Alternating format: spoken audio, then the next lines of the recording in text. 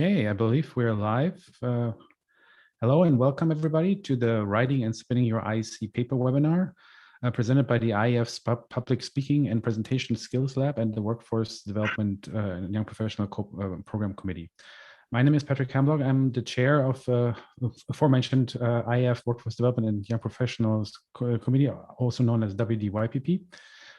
And I'm joined today by two of my colleagues, Scott Madry and Carol Carnett. Scott is the professor emeritus at the ISU, a research associate professor at UNC Chapel Hill, and a corresponding member of the IAA. And Carol is a global faculty member and English programs lead of the International Space University.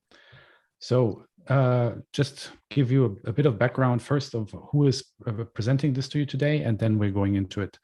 So first, the IAF PS Lab, so the public speaking lab, was created a couple of years ago to provide assistance to you out there in public speaking and presentation skills for the International Astronautical Congress and all other IAF programs. So we've providing this service through the PS Lab now for a couple times, for a couple of webinars.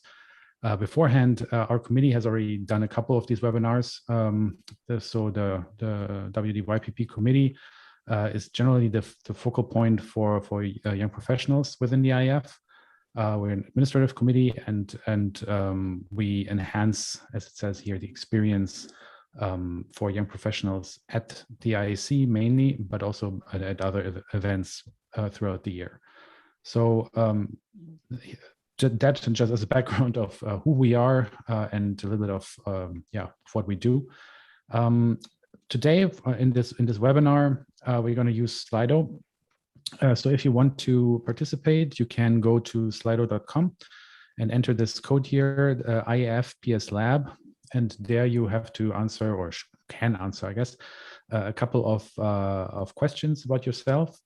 And then also submit questions for the Q&A section that's going to be at the end of the presentation. So if anything is unclear or we haven't covered everything, then please enter this in the Q&A section and we get to it at the very end. So this presentation here is basically going to cover the timeline of the overall paper submission process of this year's IAC. Bit of background on good writing and overall basically providing the bit of background information on how to write a great IAC paper. So so you go forth and do a great job writing your paper. That's what we're here for. So to start us off, I'll hand over to Scott. Great. Thank you very much, Patrick, and hello, everybody. And thank you so much for joining us. We enjoy doing these webinars, and we hope they're helpful. We hope they help people. So please do go on to Slido and give us a little bit of information about who you are, so that helps us do a better job. And of course, we'll look forward to answering your questions as we go along. So congratulations to all of you, because for this IAC 2022, over 4,800 abstracts were submitted. I mean, that's an amazing number of abstracts by people from 97 countries around the world, and your paper was accepted. And that's a great thing. But what that also means is that now you need to prepare and submit your paper on time so that you can give your live presentation in Paris in September. And so there are multiple steps, multiple phases, things you have to do, and timelines where you have to do these things. And today we're going to cover the written paper that you have to submit. So I'm going to turn it over to my pal, Carol, and she's going to talk to you about the deadlines. Hello, everyone. Good to have you with us. Now you see that we already have a deadline that has passed, but for the pre-recorded lightning talk, there is a new extended deadline. You have until June 30th to get those submitted. So those of you who thought you were out of luck, you have another chance. And those are really very important. And people look at those and decide if they would like to hear your whole paper. So take this opportunity and get those in. Now your full paper, it's mandatory this year for everybody, regardless of where you're presenting, interactive presentation or regular technical sessions, and those are due on September 2nd. Now you must submit those. Remember, no paper, no podium, that's the rule. But if you need to update or revise your paper, you may do a later upload, but this one has to go first. Anything else that you change, do that later. Your registration, also mandatory, 5th of September, but you now can go until August 18th, I believe is the new date, and you can get the reduced fee again up until then for students and early registrations. So you have 2 new opportunities for this. Then the awards ceremony, you get your slot and your screen number at the end of August. But remember that that is the deadline of Wednesday, 21 September. So do not wait until the last minute, because when you do that, you can crash the system. This has happened in the past, so please don't wait until 11:45 or 11:55 to turn in your paper on the deadline date. And the full paper must be submitted or you can't present at IAC. No paper, no podium. That is the rule. I'll turn it now back to Scott. Okay, so what Carol said is very important. No paper, no podium. So it's very important that you do all of these things and you do them by the deadlines. So let's talk a little bit about submitting your paper. How do you actually, what steps do you have to go through in order to properly submit your paper on time? So the first thing you need to do is go to the IAF website. It's listed here, and you will find the 2022 style guide. So they provide a very comprehensive style guide to you. And one of the best things that you should do, we strongly suggest, there is a manuscript template that you can download and you can use that as your guide. And it makes it much easier because, and here is an example of the template. And so you just, it's got the right layout, it's got the right fonts, it's got the right sizes of everything. And so what you do is you download this and you save it on your computer and you just fill in your correct information instead of what is here in the template. And if you do it that way, everything is in the correct format, the correct fonts and all that stuff. So you'll see up at the top, this very first thing where it has the F1.2.3 in yellow, this is your particular paper. And in the email that you received from IAF accepting your paper, it told you what session you're going to be in. And so you need to put this here at the very top. The next line in bold centered is the title of your paper. So just highlight all of that, delete it, and type in the paper. Put in your information on the authors. Be sure to put who is the corresponding author. Then it has the abstract. It has a place for keywords. You can put a maximum of 6 and just follow the template. Follow the template, and that will really make submitting your paper much, much easier. Now, in the template, it uses a 2-column format, except for that header information, the title, the author abstract. You have to use the 2-column format that is provided in the template. And it uses single space, Times New Roman 10. Your paper must be written in English. It must be written in English. And it cannot be larger than 5 megabytes when it's uploaded, and it must be uploaded as a PDF. So 5 megs is about 15 pages of text. But if you have a lot of graphics, that will make it a little bit heavier. And it must be under 5 megabytes or it will not upload properly. So limit of 5 megs, must be uploaded as a PDF, and it must be written in English, and it must use the approved structure and format that is provided to you in the template. Now, graphics, a lot of us need to have graphics in order to sufficiently explain what we're doing. Just be aware that this increases the size. Now, your paper must contain your own original work, and it cannot have been previously published, nor can it be in submission for publication elsewhere. So this is, for all intents and purposes, a peer review journal structure, and it must be your own work. It must be original. It can't be republished, and it can't be something that you hope to publish in another venue. Another important point is you have to use the title "was submitted." When your paper was submitted, that was reviewed in the spring meetings, session chairs accepted it, and so you should use the title that was submitted, or if you absolutely have to change the title, you need to contact your session chair and get their permission to alter your title.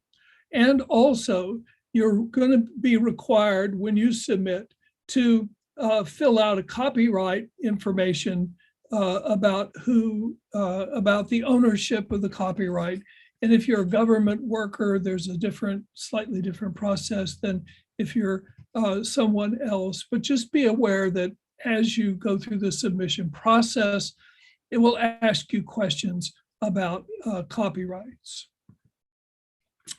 So let's talk about writing a paper. And I know that many of you may not have written many academic papers. And in fact, I'm sure quite a few of you, this will be your very first formal academic paper. And so writing a high quality professional paper can be a challenge, especially if you don't have much experience. And that's what we're here for. We're here to help guide you, walk you, assist you in this process. And the main message I want to say is that you can do this. Everybody can do this. And it's an important learned skill. Everybody needs to learn how to do this if you're going to be a professional in the space field. So don't worry about it. Just dive in, and you can do this just like everybody else. Many students and young professionals haven't written a paper before. It can be intimidating, but don't be afraid. It's an important skill to learn, and I'm absolutely certain that you can do it. It's also important to realize that writing styles and formats really vary widely within the space community. So a very technical paper on astrodynamics or perhaps satellite telecommunications would be written quite differently from a paper from the humanities or space history or policy or a legal paper. And so one of the things that you can do is look at the various papers that have already been published in your field in previous IACs. And all of these are available to you online at the IAC website, which is a wonderful service.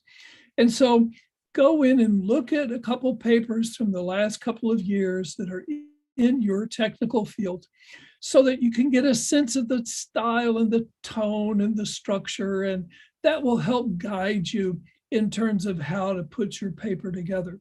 But no matter what your field, no matter where you're coming from, all of your papers should clearly lay out the purpose of your paper, the methods that you used, the results that you've achieved, and the conclusions of your work. And they need to be done in that order. So this is the basic framework for your paper. The purpose of the work, the methods and techniques that you used, the results that you generated, and then the results and conclusions of your work.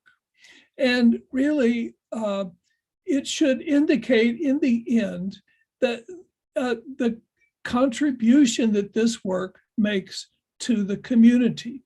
It needs to be a standalone, separate work. So don't treat it as a part of your dissertation or a part of something else. Many of you are not native English speakers, and so we strongly recommend that you find a native English speaker to read and copy edit your paper before you submit it. It's just a good idea, and that actually it's a good idea for English speakers. Get another set of eyes to look at it to help you. It's very difficult to copy edit our own work. They can really help in this. So feel free, it's important to get somebody else, a native English speaker, to look at your work. So I'm going to turn it back over to Carol again, and she is going to tell you some more important information. Okay, now it's a good idea to review other papers. You can look for good examples, follow the structure and tone, and you'll see that some of them are really bad. And it's not necessarily the author's fault, it's that they had no guidance. They didn't know what to do. They did the best they could, but it didn't turn out so well. So just as a rule, be as concise as possible. Don't use unnecessary words and don't try to sound academic. Speak what you know and speak it in concise, clear terms. Clearly state what you've done, again, how it was done, and why your results matter, why they are worthy of publication. This should turn out to be a very standalone account of your original work. Like Scott said, don't try to extract it from a larger thesis or a larger paper. This is a work unto itself. In addition, when you submit your paper, they have the login, but my understanding from an update from the IAF people is that technical presenters need to upload your papers now on site. At the speakers room, they have a place where you can upload papers, and that's the place too when even if you've uploaded it and you need to change it at the last minute, you can do it there. Now, this website for signing in, you use it, submit your abstract, so you should still have a login and password. You can get a new one if you need it, but for uploading your paper, you submit and then you upload when you get there. Now, the lightning talks, as I said before, you have an extended deadline. This is really good because it gives you a chance to give the best part of your paper in a really short amount of time. When you do that, you should dress professionally, look well. Don't show up in your t-shirt or your logo from some place that you really like to eat. Be mindful of background and noise. Like right now, I'm sitting in a room where there is no way to turn off the air conditioner. And I can hear it. I hope you can't hear it. But when you do your video, you get to control where you are. You get to control the noise and the background. In any event, speak slowly and clearly. Remember, your audience is international. People who are not native speakers need to hear clear, slow speech because otherwise they will miss your point. So you should practice and watch yourself. Do a few videos, then turn around and watch and see what you like. Practice, refine it, and then do your final video for submission. You upload that at the IAF restricted area. Here is the link for that. And as I said, your deadline is now June 30th, so you have time to work on this. Double check your video. It can't be more than 1 minute long, so truly time yourself accurately. Your upload has to be MP4 or MOV format. I'll turn it back to Scott now. Okay, so in summary, it's very important that you submit everything on time. We're talking about thousands of papers and presentations here. So this is a big system, and it's very important that you do these things by the deadline. So we strongly urge you, don't wait until the last minute. It's not a good idea. Start working on your papers now. It's never too early to start working on your paper. You have to go through a lot of steps. Go on the site, download the template, save it on your computer, go and read some previous papers so that you have some idea of the structure and how people do these things. It just takes time. It takes more time than you'll think. And so we urge you to go ahead and begin working on this process now. Try to write clearly for an international audience. Most people at the IAC, their first language is not English. And so don't try to sound academic or technical. Don't use the biggest words you can use just to try to sound impressive. Write clearly and concisely for an international audience. The whole goal of this is that you want people to understand what you're saying. It's always a good idea to have somebody else check over your paper for grammar in English. This goes especially for the majority of you who English is not the first language, but it's very difficult to copy edit your own work. And so it really helps to have another set of eyes look at your paper. It's very important to submit the paper on time. And the real goal of all of this is to make sure that you're able to go to Paris to participate in the IAC. It's a fantastic opportunity. It's a wonderful thing for those of you who haven't participated in one before. And the goal is to have an excellent experience at the conference. So that's in a nutshell what we wanted to present to you. It's pretty clear, it's pretty straightforward, but it's going to require some effort. It's going to require some time. We strongly urge you to go ahead and start working on this right away, because it will always take a little bit more time. And that paper is going to be there in the archives for years and years. So you want it to be something that you're proud of. So let's discuss all of this. We're going to throw it open to you all for questions and comments. Be sure to fill out your Slido questions, because that helps us a great deal. If you will just go online, go on your phone, go to Slido.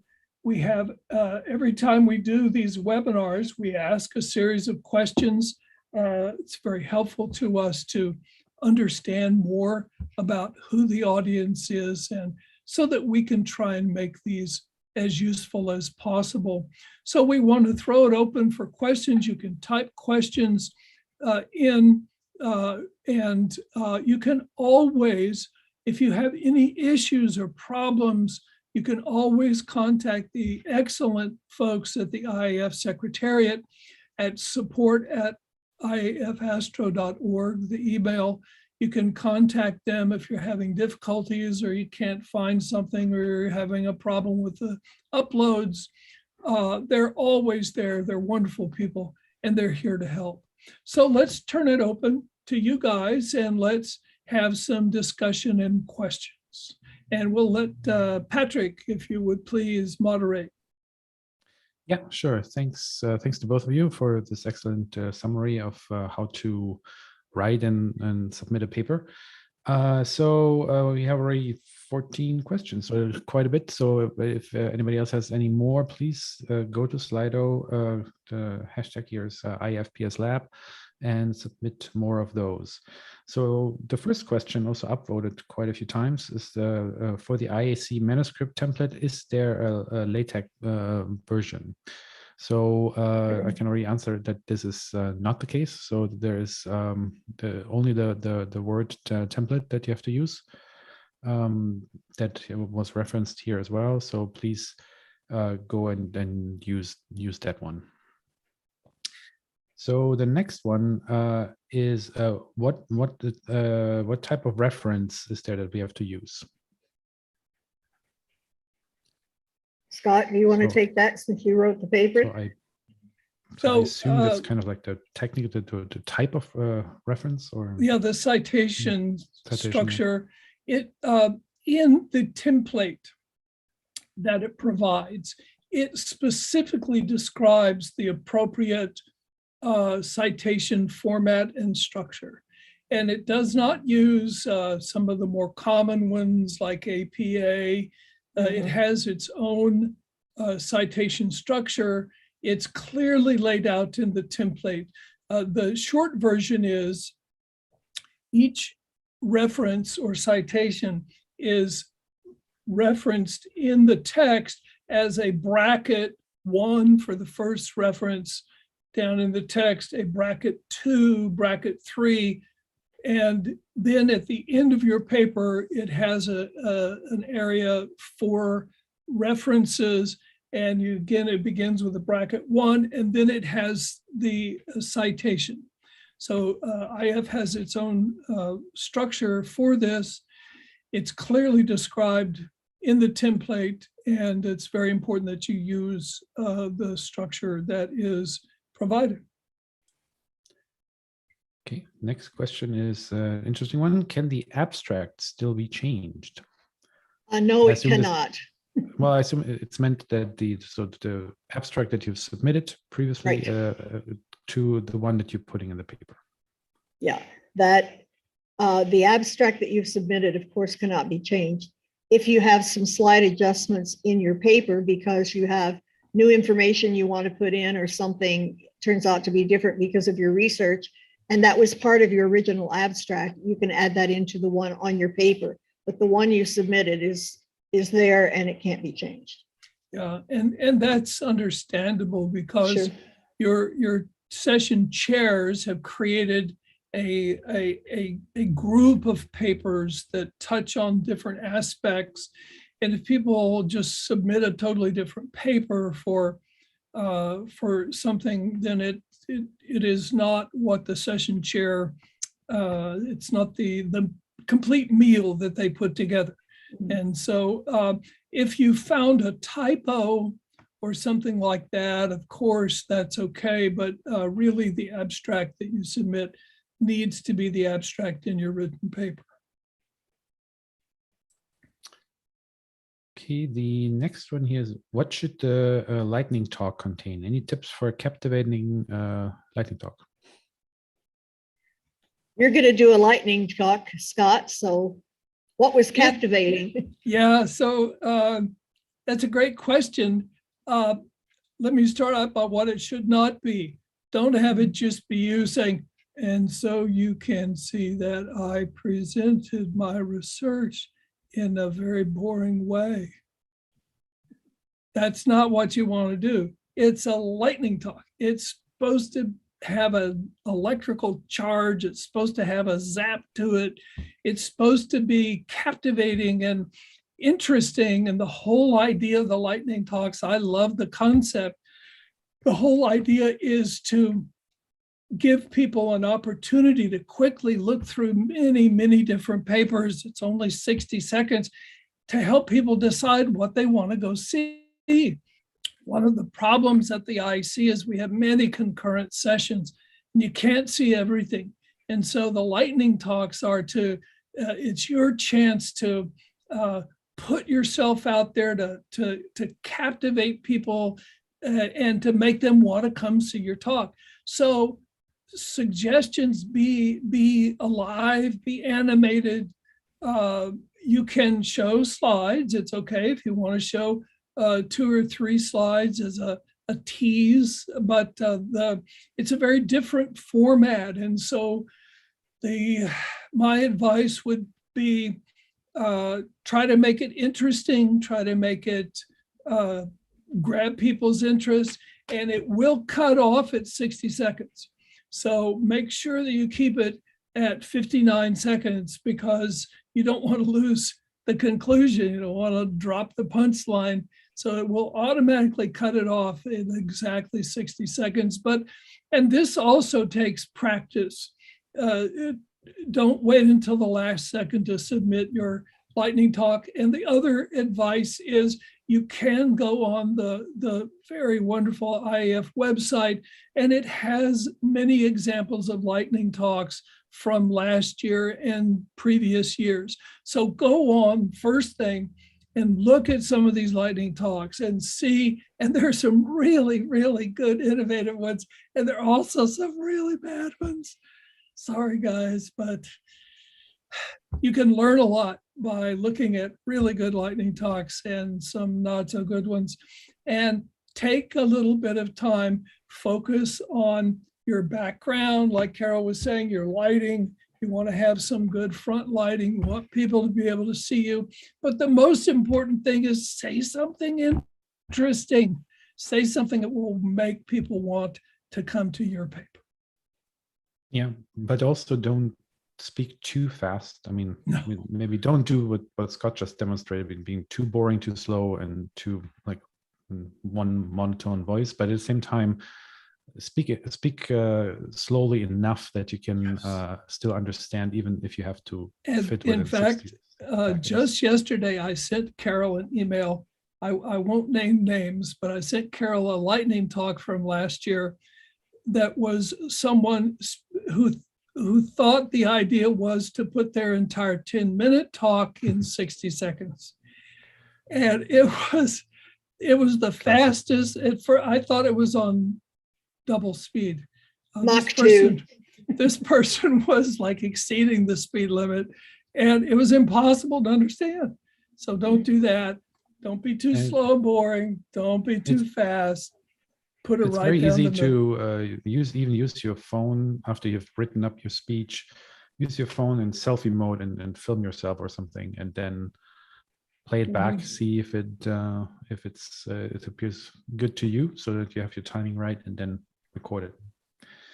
Okay, let's go on because we are getting more questions in, so we want to finish at some point. Next one is, I struggle so brutally with writing. I have no idea where to start. Should I just write anything that comes to my mind? I don't think you need to write everything that comes into your mind, but you can focus, take a few bullets. What did you study? What happened? Why is it important? What did you get out of it?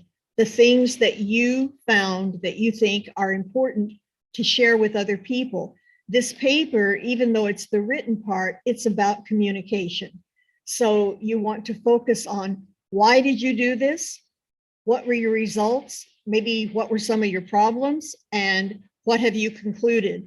And once you get those bullets down, you can write around it and flesh it out.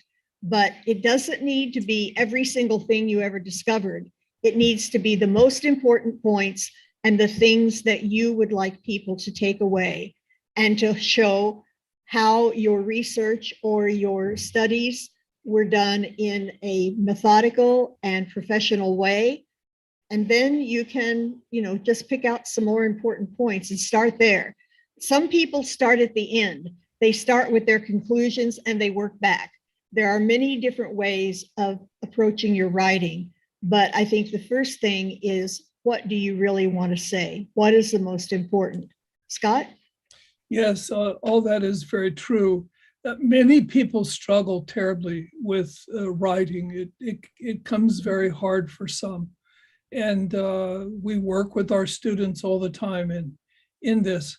One thing is just practice. Part of it is just to write.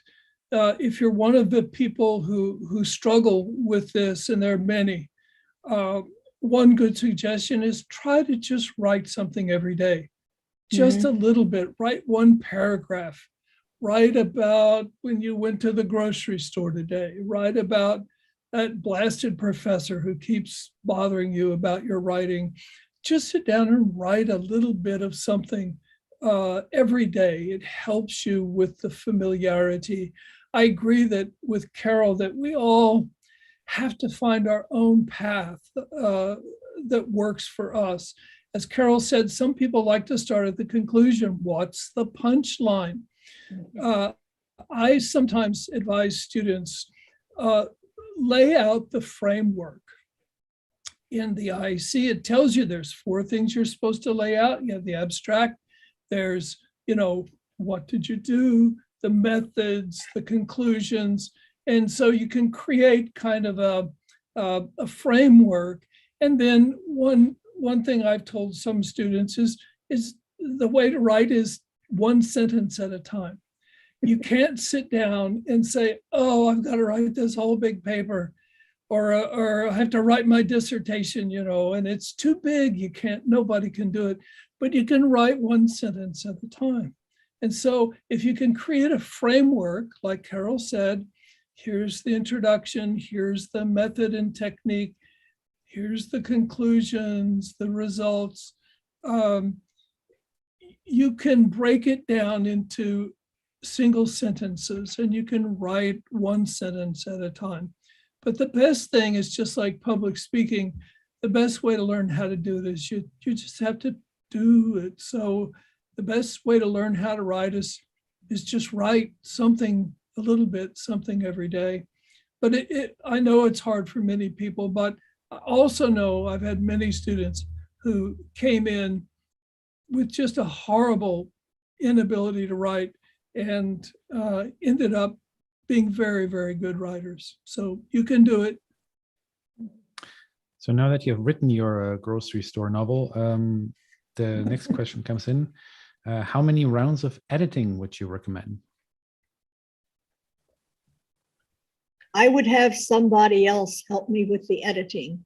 You know what your content should be, but how it's presented and how it's organized, and in the final version, how it reads well, I wouldn't just do it myself. If you have a friend or a colleague who is a native English speaker, of course, I would have them have a look and see if there's anything, because a different pair of eyes will turn up some small but important things about the content of your paper, the way it's put together. Mostly, I think, when we write our own, we correct things in our mind, even if it's not correct on the paper. So having a fresh pair of eyes is a good way to avoid that kind of thing. That's one tip I would have. Scott? Another tip on the other side of that coin is, if you are a native English speaker, and especially if you're writing in a technical field, and you have a non-native English speaker in your lab or group, get them to look at it, because if they can't understand it, you need to change it. So it helps in both directions. It's very helpful if sort of the least skilled English speaker in your lab can understand your paper, that's a good paper, because the whole community will be able to understand it. But also a good thing to do is write some and leave it for a day. Just let it lie and then come back to it, and you'll have a little bit fresher eyes. You'll say, oh, did I say it that way? So it's very difficult to copy it immediately after you finish writing it. Sometimes it's a good idea just to let it lie fallow for a day or two and come back at it with some fresh eyes. Yeah, but how do you resist the temptation to correct and edit the text hundreds of times? Yeah, and I suffer from this myself. I know we all do, but ultimately the good thing is we have a deadline. And unlike your dissertation where it can just go on and on forever, you've got a deadline here, and so you've got to. That's part of learning how to write is learning when to let it go and do something else. So you're saying we shouldn't start the day of the deadline with writing the paper? So not if you want to be in Paris. So how early should you start writing your paper for the Congress? Today. I would go today and download the template and save it in a folder on your computer, name it what the paper is, and look at the template, understand it, plug in what you know, the authors, the abstract, and look at a couple of papers in the IAC archives in similar areas, because as we said before, a technical paper will be somewhat different from a space history or humanities paper, but I'd start today. You can't start too early. Download that template, plug in keep the template, because you might need to start over, you might need to go back to it. Save the template as your paper, look at a couple of others, plug in what you know, and go ahead and get started. What if you're suffering from procrastination? Any advice on dealing with this issue? Carol? There are a couple of really good YouTube videos, short ones, and a couple of TED Talks on procrastination. I would just Google that and have a look. These people have done it and have figured out how to help themselves or not, but it's a good use of 10 or 15 minutes of your time to see what other people have said about dealing with that. I'm a procrastinator, and I find that I've done some of my best work when I started it at the last minute, but that's probably dumb luck. It's not what I have learned to do now, but when I was in college, for example, I used to wait till the last minute, and it just creates stress.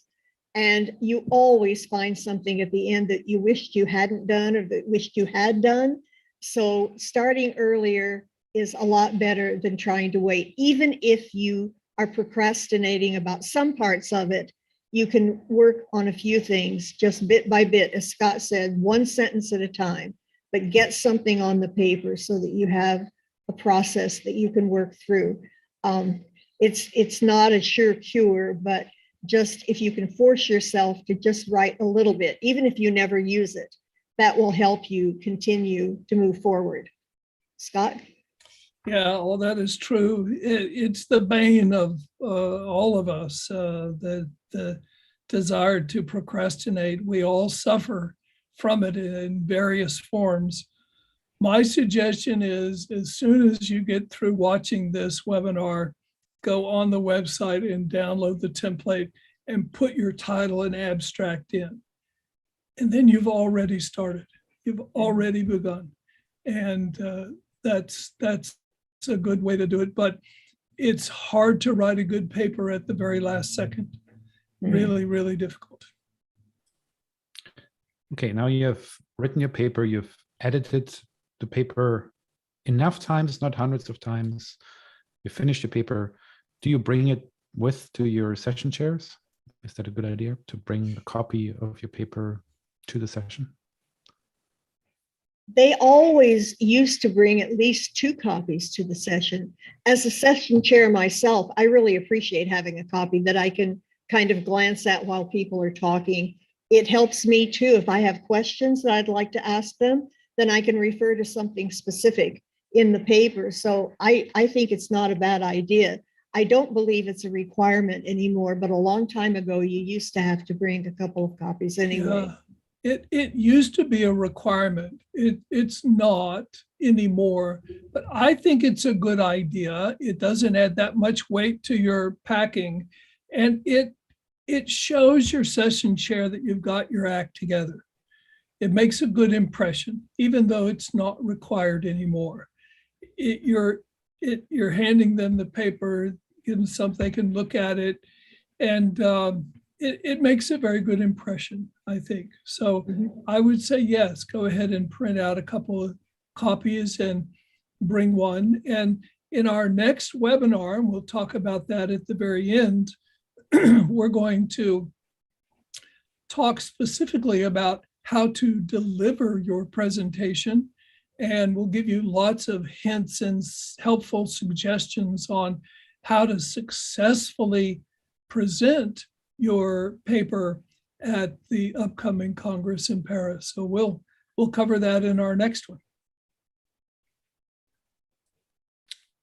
Okay, very good. So now another more specific question here. My group is facing difficulties in developing some points of the paper. Is it okay to present only the methodology without numerical data? Scott, why don't you take that one? Because the sessions I chair are more like outreach and education. Sometimes there's no data, really. I mean, the key thing is you have to have some conclusions. Why are you taking 10 minutes of your audience's life to tell them about this? If you don't have conclusions, maybe you shouldn't be submitting the paper, because this needs to be completed, worthwhile work that somebody wants to hear about. So I would focus on the conclusions.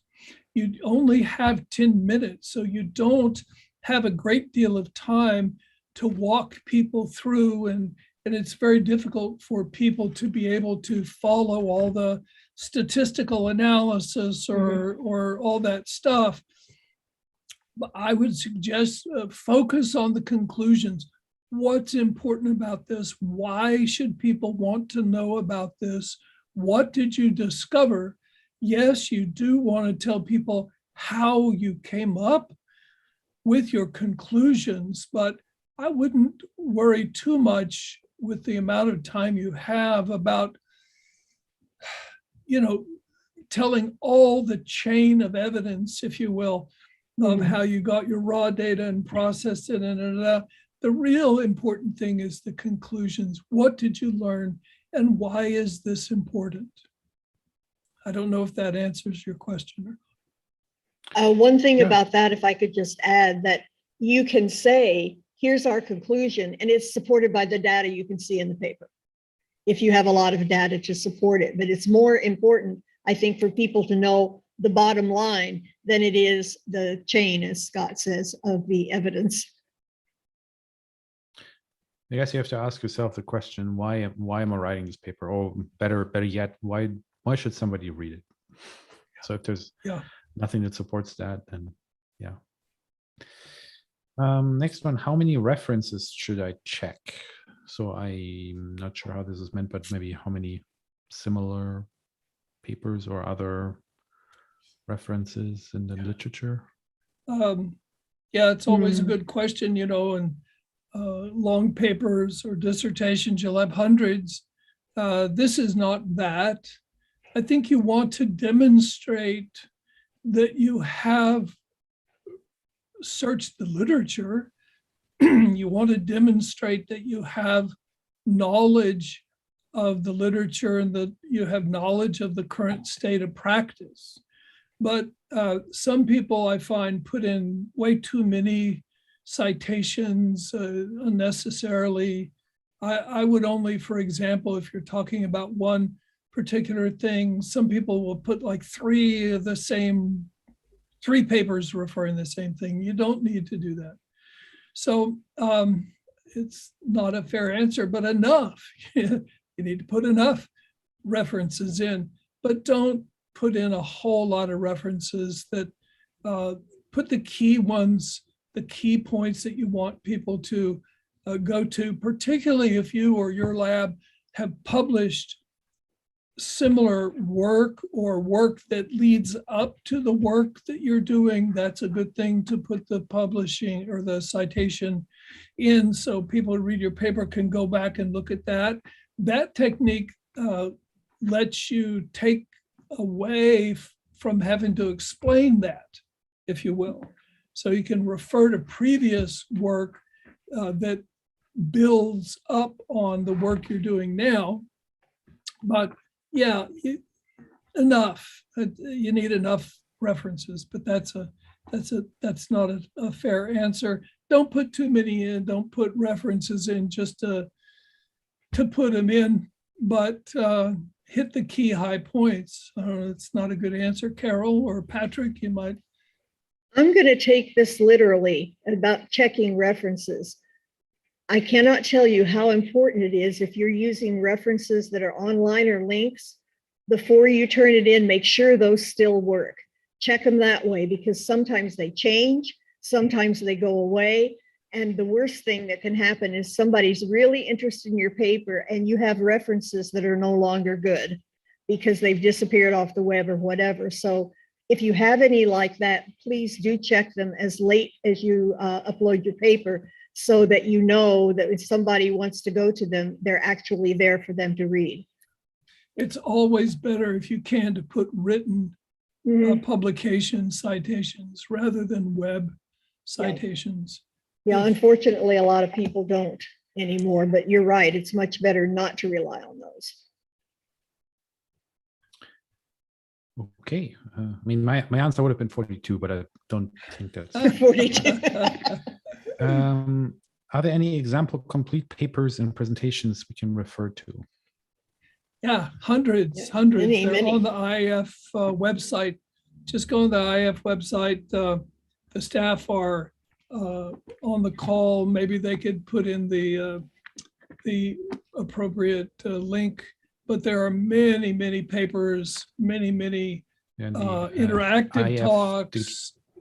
IAF Digital Library. Yeah. Yeah, and it's a wonderful resource, and it's for research also. But yeah, very important. So go find some that are similar to the discipline and domain that you're going to write about, and you can get a sense of how other people have structured their talks.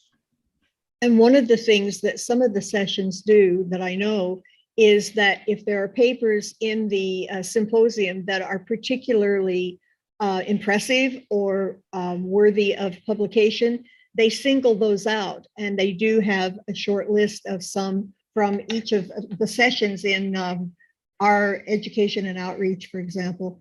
There are always a few papers that we refer forward for publication or for additional recognition. So if you can find out what those are, that's a good place to start, because the session chairs have chosen them as good examples. The important thing is just to start, and try to get a start. If you haven't written a paper, or it's difficult for you, the key thing is just to download that template, look at a couple of papers, see how they're structured, make your stuff into some sort of an outline, and then just start trying to, plug in some sections, and you'll be surprised how quickly it might come together. Okay, couple quick ones. Are we required to submit a lightning talk? And the answer to that is no. Can you re-give the new deadline for the lightning talk? That would be the 30th of June. Right. Is that correct? Yeah. Mhm. And then can the paper be presented by more than one author? I would say in theory, yes, but it's not necessarily the best choice. Any thoughts on that? You can. It depends. It's not prohibited. And in some cases, like if you have two people who did very different aspects of the work, it can work. I wouldn't do more than two. And if you do two, you need to make sure that you rehearse and time it well. But it's not prohibited, but it's maybe not always the best way to approach it. Yeah, in one of our seminars from previous years, we had a person who received a grant, but they had a demonstration to do with what they were working on. And in their presentation, they needed a couple of other people from their project to do the demonstration. And they did that, and it was very effective. But that is an unusual case. I would like to show the Slido results if we can, if we have time. Is it possible for us to do that?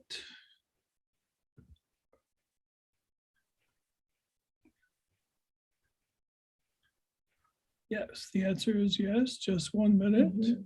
So while we're setting that up, let me show you what's coming up.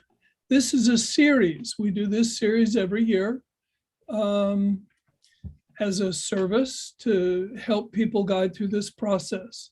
And so on Tuesday, August 23rd, we're going to hold our last webinar in this year's series, which will be how to do your PowerPoint and how to actually present your paper.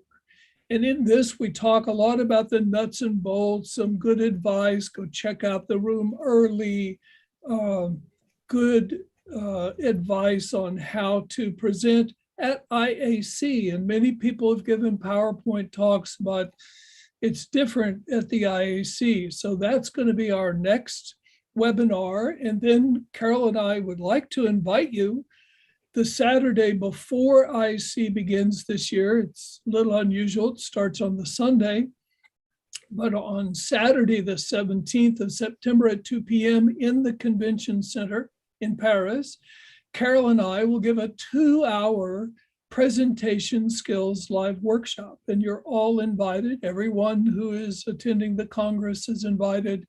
It's free. It's going to be in one of the big rooms, and we'll do a 2-hour presentation skills talk about how to be a good presenter, how to be an effective presenter in an international context like the IAC. So please feel free to join us in these upcoming activities. And that's about all we have. So we hope that we can show you the Slido results. It's always interesting to look at what you guys say, and it really helps us a lot. So I'll stop sharing my screen at this point. And I love this Slido stuff. This is so cool. I mean, it's very, very interesting. So look at that, 86% of you, this is your very first paper that you've presented at the IAC. So that's very interesting information for us. And actually, let's see, there we go. So for 2/3 or 68%, this is the first written paper at an international congress. So you guys have some learning to do about writing and writing skills. And but I know you can do it. Everybody can do it. It's just a little intimidating, and but it's a wonderful skill. It's a skill you want to develop as a professional in the space community, no matter what area you're going to be working in. You need to develop that paper writing skill. So Wow. 70% are not native English speakers, and it's unfair. I readily admit it's unfair. I work and do research in France and go to French congresses and struggle mightily to understand and follow the flow, and it's difficult, but it's also very important that I do that, because it's important for Carol and I and everyone to understand the level of difficulty it takes to participate in an international congress. And good for you for doing it. Okay. So how do people feel about their skills? That's pretty good, in the middle. More people, oops, somebody just added 4, so we just grew there. But the good news is only 15% of you rate yourself as just a 1 or a 2. So that's good. So yeah, look at the changes in real time. Slido is so cool. I really like it. Okay, well, then I think we have come to the end of our session here. We have, however, not completed all the questions that were done on Slido. So what I would ask the people that have submitted questions that we haven't gotten to, can you please go down in the comment section of this YouTube video, and once it's live on the web, on YouTube, and repost the question in the comments, and maybe we can get to answering it there. So I ask Carol and Scott maybe to have a look because there were a couple more questions that sound interesting that we didn't have the time now, unfortunately. So yeah, if you have anything else, if you have any questions in the future, please feel free to post those in the comments, and then yeah, we get to those. And otherwise, we will see you at the next webinar, as Scott just referenced. And yeah, then thank you very much to both of you, Carol and Scott, for presenting. And yeah, have a good and wonderful day. Bye-bye.